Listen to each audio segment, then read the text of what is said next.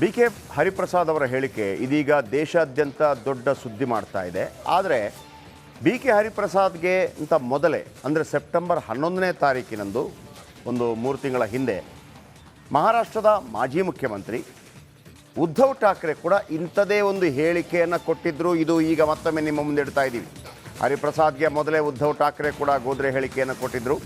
ರಾಮ ಮಂದಿರ ಉದ್ಘಾಟನೆ ವೇಳೆ ಗೋಧ್ರಾ ಮಾದರಿ ಘಟನೆ ನಡೆಯಬಹುದು, ಬಸ್ಸು ಮತ್ತು ರೈಲುಗಳಲ್ಲಿ ಭಕ್ತರು ಹಿಂದಿರುಗುವಾಗ ಗೋಧ್ರಾ ಮಾದರಿ ಘಟನೆಯಾಗಬಹುದು, ಬಸ್ ಅಥವಾ ರೈಲಿಗೆ ಬೆಂಕಿ ಬಿದ್ದರೆ ದೇಶಾದ್ಯಂತ ಗಲಭೆ ನಡೆಯಬಹುದು, ಕೆಲವರು ಈ ಬೆಂಕಿಯಲ್ಲಿ ತಮ್ಮ ರಾಜಕೀಯ ಬೇಳೆ ಬೇಯಿಸಿಕೊಳ್ತಾರೆ. ಸೆಪ್ಟೆಂಬರ್ 11, 2023ರಂದು ಮಹಾರಾಷ್ಟ್ರದ ಜಲಗಾವ್ನಲ್ಲಿ ಉದ್ಧವ್ ಠಾಕ್ರೆ ಈ ಹೇಳಿಕೆಯನ್ನು ಕೊಟ್ಟಿದ್ದರು. ಈಗ ಆ ಹೇಳಿಕೆಗೂ ಈ ಹೇಳಿಕೆಗೂ ಒಂದು ರೀತಿಯಲ್ಲಿ ಸಾಮ್ಯತೆ ಕಾಣ್ತಾ ಇದೆ. ಸೆಪ್ಟೆಂಬರ್ 11, 2023 ಹರಿಪ್ರಸಾದ್ಗೆ ಮೊದಲೇ ಸೆಪ್ಟೆಂಬರ್ 11ನೇ ತಾರೀಕು ಉದ್ಧವ್ ಠಾಕ್ರೆ ಹೇಳಿಕೆಯನ್ನು ಕೊಟ್ಟಿದ್ದರು. ಮಾಜಿ ಮಹಾರಾಷ್ಟ್ರ ಮುಖ್ಯಮಂತ್ರಿ ಏನು ಹೇಳಿದ್ರು ಆ ಸಂದರ್ಭದಲ್ಲಿ ಬನ್ನಿ ಕೇಳೋಣ. महत्वाचा भाऊबाईंनी सांगितले की येत्या काही दिवसांमध्ये राम मंदिराचं उद्घाटन होईल. तारीख ठरते. मला पण सांगितलं की शिवसेना प्रमुखांच्या वाढदिवशी करतायत 23 जानेवारी. म्हणजे चांगलं आहे, स्वागत आहे. पण डाव असा असू शकतो की राम मंदिरासाठी देशभरातून लाखोच्या संख्येने हिंदू बोलवायचे, बस गाड्या ट्रेन सगळ्यात यायचं आणि तिकडनं झाल्यानंतर परतताना मध्ये कुठेतरी गोधरा ठेवायचा. करू शकतात, हल्ला होऊ शकतो.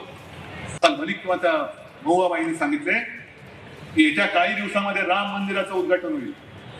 तारीख ठरते. मला पण सांगितलं की शिवसेना प्रमुखांच्या वाढदिवशी करतायत 23 जानेवारी. म्हणजे चांगलं आहे, स्वागत आहे.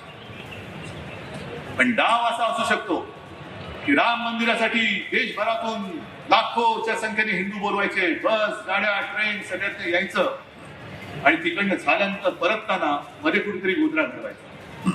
करू शकतात.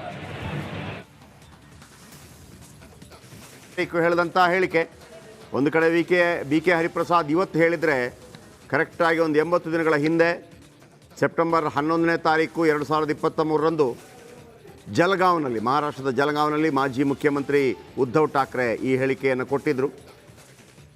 ರಾಮ ಜನ್ಮಭೂಮಿಗೆ ಉದ್ಘಾಟನೆಗೆ ಕಾರ್ಯಕ್ರಮಕ್ಕೆ ಹೋಗಿ ಬರುವಂಥ ಸಂದರ್ಭದಲ್ಲಿ ರೈಲುಗಳಲ್ಲಿ ಬಸ್ಗಳಲ್ಲಿ ಈ ರೀತಿಯ ಘಟನೆಗಳಾಗಬಹುದು.